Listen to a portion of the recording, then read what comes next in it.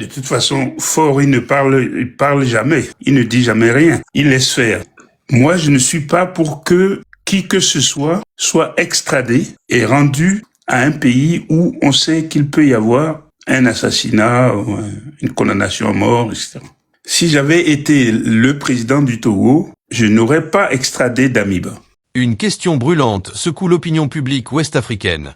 Pourquoi le Togo refuse-t-il de livrer l'ancien président burkinabé Paul-Henri Sandaogo Damiba, accusé de déstabilisation, au Burkina Faso? Depuis l'échec de la tentative de coup d'État contre le président de transition burkinabé, le nom de Paul-Henri Sandaogo Damiba revient avec insistance. Ancien président renversé, aujourd'hui principal accusé de manœuvres de déstabilisation, Damiba vit actuellement à Lomé, au Togo. Une situation qui provoque colère et incompréhension au Burkina Faso, où de nombreuses voix réclament son extradition. Pour beaucoup, le régime togolais est accusé d'héberger un homme soupçonné de complot contre un État voisin. Après l'échec d'une tentative de coup d'État contre le capitaine Ibrahim Traoré, Damiba coule aujourd'hui des jours paisibles à Lomé. Protection politique, calcul diplomatique ou respect des droits humains. Dans un live très suivi, l'opposant togolais Kofi Amian apporte une réponse qui choque et divise. Décryptage. Alors, le Togo protège-t-il un déstabilisateur ou respecte-t-il simplement les principes des droits humains? La question reste ouverte. Et vous, qu'en pensez-vous? Donnez votre avis en commentaire, likez, partagez et abonnez-vous pour plus d'analyses africaines sans langue de bois. Bien, alors, je vais revenir sur un autre cas avec Monsieur Kofi Amian, et si vous avez un point de vue là-dessus, vous parlerez. Monsieur Kofi Amian, aujourd'hui, il y a un problème qui défraie la chronique. C'est le cas de l'ancien président Damiba du Burkina Faso en exil au Togo. Des tentatives de déstabilisation du Burkina lui sont imputées. Des complices et non des moindres ont été mis aux arrêts et ils ont fait des aveux sur le complot présumé. Des blogueurs de l'AES et la jeunesse burkinabé demandent à Faure que le colis encombrant pour le Togo soit livré au Burkina Faso pour répondre de leurs actes devant la justice de leur pays. Depuis, Faure est resté silencieux comme une carpe sur cette affaire. Comment interprétez-vous le mutisme du président du Conseil du Togo?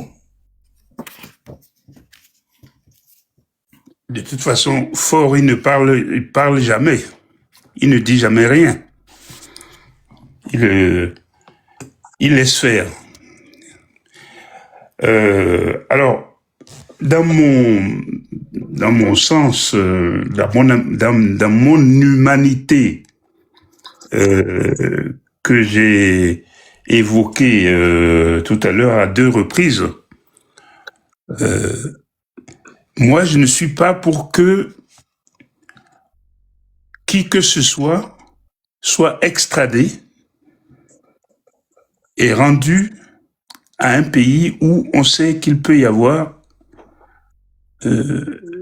un assassinat, ou une condamnation à mort, etc. Pour être tout à fait clair, si j'avais été le président du Togo, je n'aurais pas extradé Damiba. Qu'auriez-vous fait à sa place? Hein? Qu'auriez-vous fait à sa place alors? Doit-il rester silencieux? Or, le Burkina réclame le colis. Merci. Ok. Chef Canton, c'est vrai que je viens d'arriver, j'ai écouté une partie de ton analyse. Merci à toi, merci à Dissoro, merci à tous les combattants sincères dans cette lutte. Chef Canton, la lutte que nous sommes en train de mener, elle va aboutir. Moi, je suis convaincu. Mais le chemin sera caillouteux. Ça, on en est conscient parce que le régime en face a non seulement l'armada militaire, mais aussi les moyens financiers qu'il va déployer. Et il y a certaines personnes quand tu leur présentes de l'argent, facilement, ils vont se coucher, ils vont faiblir. C'est un peu comme la graine de maïs devant le coq. Quand tu aimes trop l'argent, quand tu aimes trop les biens de cette terre, le combat te sera très difficile. C'est-à-dire qu'à un moment donné, tu vas t'épuiser sur le chemin. C'est pourquoi cette lutte, je l'avais dit avant-hier, elle a besoin des gens qui ont une certaine autonomie financière, autonomie de réflexion, des gens qui sont très rigoureux. Et vous voyez Ferdinand Ité. Ferdinand Ité n'a rien, c'est-à-dire en termes de biens, il n'a pas grand-chose. Mais il s'en fout parce que pour lui, la vie ne se résume pas aux biens matériaux. Dans la vie, il faut déposer un nom. Il y a certaines personnes comme ça. C'est un peu également l'engagement de chef canton. Chef canton vient du Nord. Chef canton, s'il veut rentrer manger, il va manger. Voyez? Mais il est dans son entrepreneuriat. L'élevage des lapins par ici, des porcs par ici, son champ de l'autre côté. Ça, tu n'as pas besoin de grandes choses pour manger. Donc, quand quelqu'un vient, présente de l'argent, ça ne te dira absolument rien. Et donc, de telles personnes sont difficiles à corrompre. Donc, nous devons partir de ce postulat et dire que nous ne sommes pas tous les mêmes. Il y a certaines personnes qui aiment les femmes. Il y a des personnes qui aiment de l'argent. Il y a des personnes qui aiment le luxe. Ces genres de personnes tombent facilement sur le coup de la corruption. Ils tombent sur le coup des manipulations. Donc, chef canton, la lutte, on l'a dit, on ne peut pas la faire ensemble, malheureusement. Donc, le peu de personnes qui a compris qu'elle a besoin de la rigueur, il faut avancer. Il faut pas se décourager, il faut avancer. Je sais que tu n'es pas découragé, mais je comprends que tu veux redéployer les choses autrement. Et nous, on te soutient pour ton engagement, on te soutient pour la force que tu mets dans cette lutte, cette capacité à dire des vérités, même à tes proches. C'est ce que nous devions cultiver, nous devions avoir. Donc, nous qui sommes dans cette lutte, nous devions régulièrement poser des actes concrets et sincères en faveur de la lutte, de la libération que nous sommes en train de mener. C'est de ça qu'il s'agit. Donc, il y a des acteurs sur le terrain qui ont compris que les Togolais considèrent que majoritairement l'élection n'est pas la solution, puisque Faure Gnassingbé a verrouillé le circuit des élections. Et c'est lui qui est le maître de tout, il contrôle tout. Donc, la seule option qui nous reste, c'est la résistance. Donc, il ne faudrait pas que personne nous amène à penser le contraire. Maintenant qu'on l'a compris, il faut maintenant poser des actes. Chacun doit poser des actes. Maintenant, ceux qui sont sur le terrain, leur acte peut être timoré. Leurs actes peuvent être timorés, limités. Parce qu'en réalité, ce que nous autres qui sommes dans la diaspora, nous pouvons dire, il y a certains sur le terrain qui peuvent ne pas le dire. Mais, quoi qu'il en soit, il faut au moins réussir à se lancer dans la critique constructive. La question d'eau à Kara, la question de la pollution à Tablibo, la pollution à Zanguera, la pollution à Koumé, les questions de route des universités, vous deviez parler de ça. Parce que vous n'êtes pas en train d'injurer Faure Gnassingbé. Vous êtes en train de lui présenter son bilan négatif. Et ça, vous êtes dans votre rôle de citoyen. Nous devons continuer par poser ces actes-là. C'est très important. Et je pense qu'en le faisant, avec certains acteurs de la diaspora et ceux qui sont sur le terrain, qui ont compris que l'élection n'est pas la solution, que c'est la résistance, je pense qu'avec une organisation, nous allons y arriver. Maintenant, comme l'a dit chef canton, ce n'est pas exclu que l'argent a transité de Lomé pour arriver dans la diaspora. Le régime a toujours fonctionné ainsi, à corrompre les gens. Même moi-même, il y a un ami proche à moi qui m'a écrit hier ou avant-hier en me disant d'arrêter toutes les critiques envers le régime et qui lui considère que je ne dois pas me mêler au M66, à tout ce que les gens sont en train de faire. Je dois apporter ma pierre à l'édifice de construction du pays. Je lui ai dit non. C'est mal me connaître et c'est mal connaître la lutte que les Togolais sont en train de faire. Lui le dit parce qu'il m'a fait savoir, il est au Canada, il m'a fait savoir qu'il y a une délégation qui est arrivée au Canada de la diaspora en train de parler aux Togolais de laisser tomber la révolution et de convaincre les gens, à leur faire savoir que il faut maintenant collaborer avec Faure Gnassingbé. C'est avant-hier qu'il m'a dit ça. Quelqu'un que je respecte beaucoup. Mais j'ai discuté avec lui pendant 1 heure de temps. Finalement, il a compris. Je lui ai juste présenté les bilans de Faure Gnassingbé. 20 ans. Celui qui me parle, il est médecin. Il a quitté le Togo, il a un doctorat en médecine. Il a quitté le Togo, il est venu au Canada pour faire un master en santé publique. Et aujourd'hui, il travaille dans le gouvernement canadien. Je lui ai dit, avec toute la compétence que tu as, si le pays était bon, tu serais déjà rentré. Ou du moins, tu n'allais même pas quitter le pays. Parce que tu es médecin togolais. Quand tu vois le CHU Campus, quand tu vois le CHU Tocoin, le plateau technique n'est pas relevé. Les gens sont en train de mourir. Donc, Faure Gnassingbé, il a fait 20 ans. Pas d'hôpitaux, pas de centre de santé, pas d'école. Finalement, il a compris. Le port qui fait 1000 milliards de chiffre d'affaires, de revenus plutôt. La SMPT, 561 milliards par an. C'est beaucoup d'argent. C'est largement suffisant pour moderniser les universités, les écoles, créer des espaces verts, les routes. Mais Faure Gnassingbé met son argent ailleurs. L'impunité. Des gens volent de l'argent. Regardez tous les fonds qui ont disparu côté culturel. Regardez ce que Adedi a planqué dans sa maison.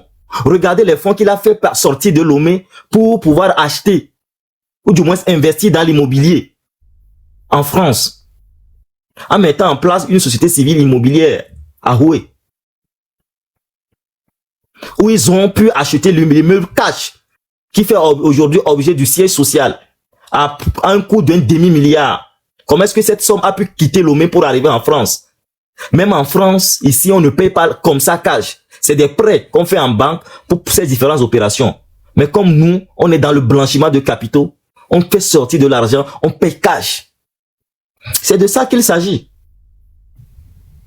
Donc, nous devons comprendre que il y aura des gens qui vont nous approcher et certaines personnes vont tomber sous le coup de la manipulation et de la corruption. Parce qu'il y en a qui sont trop amoureux de l'argent. Parce qu'il y en a qui ont le goût pour les biens de la nature. Mais ceux qui considèrent que la vie, elle ne tient qu'à un seul souffle et que tout un chacun de nous partira et que nous avions un pays à laisser à la génération à venir. Ceux-là ont compris qu'il faut mener le combat. Et regardez tout ce que Ferdinand a été fait chaque dimanche. Malgré les injures et les critiques envers sa personne, il n'a jamais abandonné. Donc, chef canton, il faut continuer ce combat comme tu le fais et peut-être même encore plus. Parce que la rigueur, elle est très importante pour faire avancer. C'est ce que la majorité n'arrive pas à comprendre, c'est-à-dire à être dans l'hypocrisie. Dire que telle personne ne fait pas bien, comme c'est mon frère, je vais le coiffer, je ne dirai pas. Non. Quand quelqu'un fait c'est pas bien, il faut dire. Comme le dit un prêtre, donc voilà un peu ce que je voudrais rajouter, chef canton, si tu es là. Et je salue la grande sœur Esseni pour ce combat qu'elle mène avec beaucoup de rigueur, de sincérité, et dans la droiture. Et puis merci à tout et chacun de nous. Mais posons des actes. Ceux qui sont sur le terrain, posons des actes. Et soyons prêts quand il y a des dates ou des actions à mener sur le terrain. Ah mais si amedo là vitiku de lenti. Parce que edua mi dagbele judare ne miabe vio ko ogmana. Miato lutte yava umti achevé à cause de la corruption, de l'hypocrisie, du double jeu. La lutte n'a pas prospéré. Et ça fait 60 ans, nous sommes dans ça. Nous ne devions plus commettre des erreurs. Il faut être rigoureux, il faut être dur envers nous-mêmes. Et nous n'avons pas réussi. Nous n'avons pas accord. Nous n'avons pas accord. Parce que nous d'accord, et fini. Mais là, nous avons kaka vamu daya fidéo. Et nous qui pomiate au fifi diare. Mine tonya ole mia no miare. Et bololo e miawo. On doit se lever, on doit se révolter, on doit être résistant. Mais si on ne sort pas de cette hypocrisie, ça ne peut pas aller. C'est-à-dire le gain facile. Apprendre à faire quelque chose. Ce n'est que par là qu'on pourrait avoir une certaine force, une certaine capacité à dire non. Quand on voit la corruption devant, quand on voit la manipulation devant, c'est dans la droiture, la vérité, la sincérité. Il m'a été dit et écouter les jeunes aussi, c'est très important.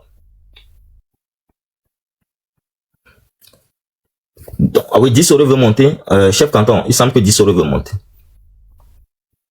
Protocole. Bon, il y a Kofi Nyam Dron Yisomara. Bon, il y a Kofi Nyam Dron. Samedi à le dimanche là. Hein? Bon, nous opposons le Wakumi là. Kaka, Bon, il y a quoi le blanc? Non, yo, ou pour pas bon. On l'a divisé. divisé pour rien. On le regarde, les nous gomme. Hein? On a bien on a. N'a mis les décourager allez. Hein? On a bien nous a dit qu'à mon tour allez. Madou pas le nom. Hein? On a pas mais on le miantilo. Vobe, yo le miantilo. Vobe le miantilo. On le hypocrite mais le mianti. On le miantilo. T'as mianto que là nos clubs non. Non à vous aller. Espignon le mien mais bang bang bang bang bang. Amenye. Tam le gomme nyake. Ça veut quand le gomme to nya voir amenye. Voilà y quoi. C'est comment? T'as un ami les décourager mon nom. L'autre, et nous que les joyeux ne pour nous le joka kakaye. Et il y a des malades qui disent qu'à tout ta o pas que ne cher carton va na nyaoba mo wana hypocrite to nyaware o le jibe wa no to kwata me ne kaka yo apple domaine voir cher carton chai mais esprit ku no keke am o le cover amesa ame gbogbo yo nyabe to nyawo for hypocrite que le mo wa le Europe me kudo et de l'Amérique me fie tare de ku kan nyato pela no keba Amérique ba bidio na mi le bidia mi wa le décourager mi ko quoi. On sait comment le protocole. On laisse un protocole. Monsieur Germain. Faites protocole, vous tous. Faites très attention dans vos communications, vous tous. Merci, chef canton. Même ceux même que vous pensez que ils vont pas vous faire ça là. Ils vont vous faire ça. Non, si moi je m'ouvrais, oh yo.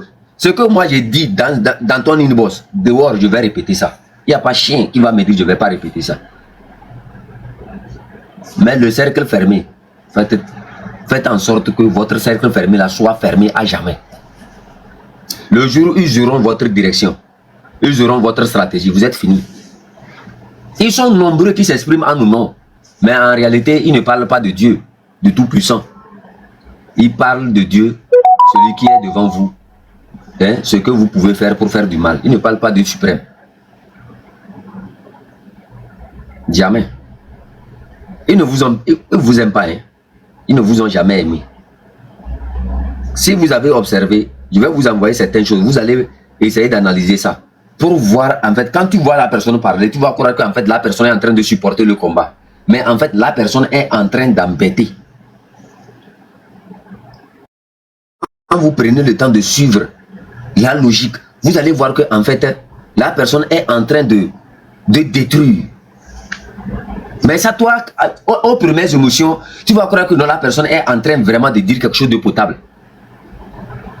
Ouais, le peuple que vous êtes en train d'observer là, hein, ne soyez pas étonnés qu'un jour vous allez prononcer des paroles, ce peuple-là ne va plus réagir. Ce peuple-là ne serait plus jamais avec toi. Vous les voyez, ils sont silencieux.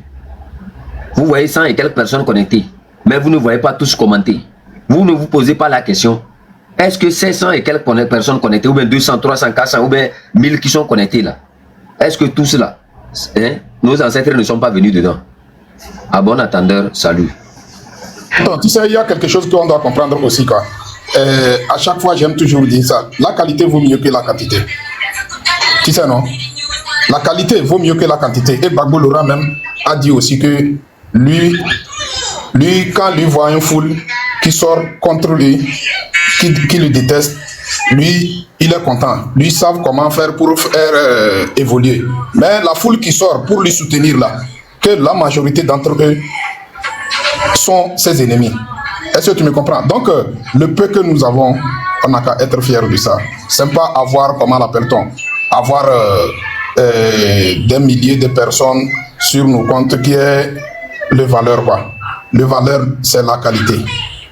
La qualité qui peut profiter, qui peut faire profiter à la population. C'est simple. Donc, moi, en tout cas, moi, je m'en fiche. Hein.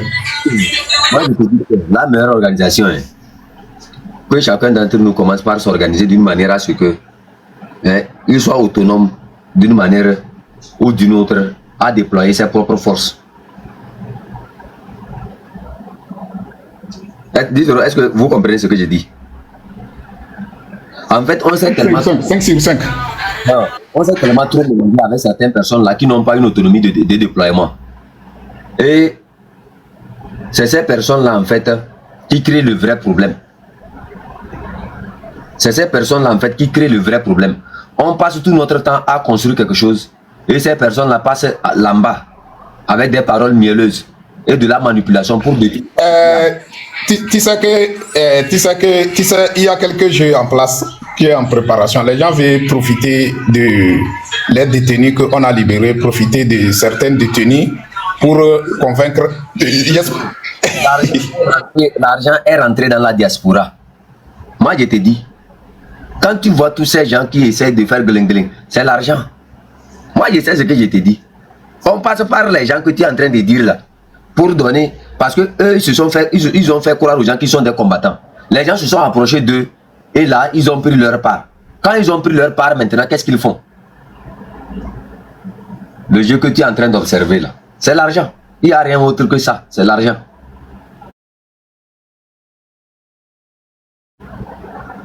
C'est l'argent. L'argent est rentré dans la diaspora, c'est clair. Ils ont payé plusieurs têtes. Ils ont payé plusieurs têtes. Il faut parler, toi, Manja. Moi, j'ai fini mon live comme ça. On va même pas parler beaucoup. Moi, en tout cas, après on s'appelle quoi. Moi, je descends quoi. Après, si tu as fini le live, on s'appelle. Parce que ça m'énerve quoi, franchement. Tu vois, non? Après, on s'appelle. À tout à l'heure. À tout à l'heure, il dit que protocole va arriver. Merci, chef canton. Il y a table ronde. Non, grand-père. Amen. Germain Bonouvo, oh, Pompo. La présence de l'ancien président burkinabé Paul-Henri Sandaogo Damiba à Lomé est devenue, en quelques semaines, l'un des sujets géopolitiques les plus sensibles d'Afrique de l'Ouest. À la croisée des enjeux de souveraineté, de sécurité régionale, de droits humains et de diplomatie, cette affaire dépasse largement le simple cas d'un homme en exil. Elle met en lumière les fragilités des relations entre États voisins, les limites de la justice dans des contextes de transition politique et les calculs complexes des régimes au pouvoir. Depuis l'échec de la tentative de coup d'État contre le capitaine Ibrahim Traoré, président de la transition burkinabé, Paul-Henri Sandaogo Damiba est présenté par les autorités de Ouagadougou comme l'un des principaux cerveaux d'un projet de déstabilisation. Ancien chef de l'État, renversé lui-même par un coup d'État en septembre 2022, Damiba incarne pour beaucoup le symbole d'un cycle sans fin de prise de pouvoir par la force au Burkina Faso. Pourtant, au lieu d'être jugé dans son pays, il vit aujourd'hui au Togo, où il bénéficierait d'une forme de protection politique. Cette situation suscite une vague d'indignation au Burkina Faso. De nombreux citoyens, acteurs de la société civile et soutiens du régime de transition, estiment qu'il est inconcevable qu'un homme accusé de tentative de déstabilisation puisse vivre librement dans un pays voisin. Pour eux, le refus du Togo d'extrader Damiba est assimilé à une complicité tacite, voire à une ingérence indirecte dans les affaires internes burkinabais. Les réseaux sociaux se sont enflammés, accusant Lomé d'héberger un « ennemi du peuple burkinabé ». Du côté togolais, le silence officiel et la prudence diplomatique n'ont fait qu'alimenter les spéculations. Pourquoi Faure Gnassingbé et son gouvernement refusent-ils de livrer Damiba? Est-ce par solidarité entre anciens chefs d'État issus de régimes militaires ou autoritaires? Est-ce par crainte d'un précédent dangereux? Ou s'agit-il d'un choix motivé par le respect du droit international et des droits humains? C'est dans ce contexte tendu qu'intervient la prise de parole de l'opposant togolais Kofi Yamian, lors d'un live animé par le journaliste Mokhtar Ali. Ces propos ont créé une onde de choc, tant au Togo qu'au Burkina Faso. Contrairement à une large frange de l'opinion publique, Kofi Yamian estime que l'extradition de Damiba vers le Burkina Faso serait une erreur grave et dangereuse. Selon lui, livrer un individu à un pays où il risque la peine de mort, des traitements inhumains ou des violations graves des droits humains est moralement et juridiquement inacceptable. Cette position repose sur un principe fondamental du droit international, le principe de non-refoulement. Ce principe interdit à un État d'extrader ou de renvoyer une personne vers un pays où elle risque d'être soumise à la torture, à des traitements cruels, inhumains ou dégradants, ou à la peine de mort. En ce sens, le Togo pourrait justifier son refus d'extrader Damiba par le souci de respecter ses engagements internationaux. Cependant, cette argumentation soulève de nombreuses questions. Le Burkina Faso applique-t-il réellement la peine de mort dans ce type d'affaires? Existe-t-il des garanties judiciaires suffisantes pour assurer un procès équitable à Damiba? Ou bien le contexte de transition militaire rend-il toute justice impartiale impossible? Pour Kofi Yamian, la réponse est claire. Dans le climat actuel, marqué par la guerre contre le terrorisme, la radicalisation politique et la pression populaire, il n'existe pas de conditions minimales pour un procès juste et équitable. Ces propos ont profondément choqué au Burkina Faso. Pour de nombreux Burkinabés, affirmer qu'il n'y a pas de justice équitable dans leur pays est une insulte aux institutions et aux efforts du régime de transition pour restaurer la souveraineté et la dignité nationale. Ils y voient une posture condescendante, voire une tentative de délégitimation du combat mené par les autorités actuelles contre les tentatives de déstabilisation. Au-delà de la polémique, l'affaire Damiba révèle un dilemme diplomatique majeur pour le Togo. D'un côté, héberger l'ancien président burkinabé expose Lomé à des tensions avec Ouagadougou et plus largement, avec les pays de l'Alliance des États du Sahel, qui prônent une ligne dure contre toute tentative de déstabilisation. De l'autre, extrader Damiba pourrait exposer le Togo à des critiques internationales et à des accusations de violation des droits humains. Le président Faure Gnassingbé se retrouve ainsi dans une position inconfortable. Connu pour son rôle de médiateur régional, notamment dans les crises politiques en Afrique de l'Ouest, il doit composer avec son image internationale tout en préservant les intérêts stratégiques de son pays. Le Togo, petit État côtier, dépend fortement de la stabilité régionale pour son économie et sa sécurité. Une rupture diplomatique avec le Burkina Faso pourrait avoir des conséquences importantes, notamment en matière de coopération sécuritaire. Par ailleurs, cette affaire met en lumière la question de l'asile politique en Afrique. De nombreux dirigeants renversés trouvent refuge dans des pays voisins, souvent sans cadre juridique clair ni transparence. Cette pratique, bien que courante, alimente la méfiance entre États et renforce l'idée que les élites politiques bénéficient d'une impunité systémique au détriment des peuples. Le cas Damiba pose également la question de la responsabilité morale des États. Peut-on protéger un homme accusé de déstabilisation au nom des droits humains, sans envoyer un signal dangereux aux auteurs de coups d'État? Ne risque-t-on pas de banaliser les prises de pouvoir par la force en offrant des refuges aux dirigeants déchus? À l'inverse, peut-on sacrifier les principes fondamentaux du droit pour satisfaire une soif de justice populaire ou de vengeance politique? Dans l'opinion publique togolaise, les avis sont partagés. Certains soutiennent la position de Kofi Amian, estimant que le Togo ne doit pas devenir un instrument de règlement de comptes politiques. D'autres, au contraire, considèrent que la présence de Damiba à Lomé ternit l'image du pays et l'associe à des manœuvres de déstabilisation régionale. Au Burkina Faso, l'affaire renforce le sentiment d'isolement et d'injustice. Beaucoup de citoyens estiment que leur pays est confronté à des menaces existentielles, tant internes qu'externes, et que toute complaisance envers les auteurs présumés de complots est inacceptable. Pour eux, la souveraineté nationale implique le droit de juger ceux qui attentent à la stabilité de l'État. Sur le plan régional, cette crise révèle les fragilités des mécanismes de coopération judiciaire en Afrique de l'Ouest. La CEDEAO, déjà affaiblie par les retraits successifs de certains États, apparaît incapable de jouer un rôle d'arbitre efficace. Les accords d'extradition existent, mais leur application reste soumise à des considérations politiques. L'affaire Damiba est donc emblématique d'un malaise plus profond, celui d'une région en quête de stabilité, tiraillée entre exigences sécuritaires, aspirations démocratiques et respect des droits humains.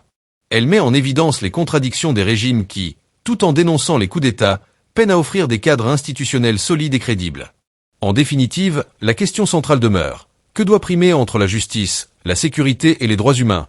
Le Togo, en refusant pour l'instant l'extradition de Damiba, semble avoir fait un choix pragmatique, voire légaliste. Mais ce choix a un coût politique et diplomatique élevé. Le Burkina Faso, de son côté, doit démontrer sa capacité à garantir un procès équitable, s'il veut convaincre la communauté internationale de la légitimité de sa demande. L'histoire jugera si cette affaire aura contribué à renforcer le respect du droit en Afrique de l'Ouest ou si elle aura, au contraire, accentué la méfiance entre États et la défiance des peuples envers leurs dirigeants. Une chose est certaine, le dossier Damiba restera longtemps un symbole des dilemmes complexes auxquels sont confrontées les nations africaines en période de transition et de crise.